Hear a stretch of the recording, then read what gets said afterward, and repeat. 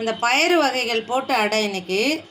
அதுக்கு பாருங்கள், வெள்ளை முக்கல்ல, கருப்பு முக்கல்ல, காராமணி, பச்சை பயிறு, கருப்பு உளுந்து, இது 5 பயிரும் ஊற வச்சுருக்கிறேன்.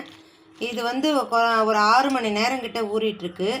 அதுக்கு அரிசி வந்து பச்சரிசி 1/2 டம்ளரு, புழுங்கலரிசி 1/2 டம்ளரு, அதுக்கப்புறமா மிளகா, பெருங்காயம், மிளகு, சீரகம், இது எல்லாமே போட்டு ஊற வச்சுருக்கேன். இதை அரைச்சிட்டு, இதை நரன்னு அரைச்சிட்டு இந்த கீரையும் இந்த வெங்காயமும் போட்டு அடை பண்ணலாம். வாங்க அரைச்சிட்டு நான் எப்படி பண்ணுறேன்னு காமிக்கிறேன். இது பாருங்கள், இப்படி நல்லா இந்த மாதிரி பரப்பி விட்டுருங்க. அது கொஞ்சம் திக்காக தான் நான் அரைச்சிருக்கேன். நரன்னு இருக்கிறதுனால திக்காக இருக்குது. இந்த மாதிரியான ஒரு அடை வருதுப்பா, சூப்பராக இருக்குது இந்த அடை.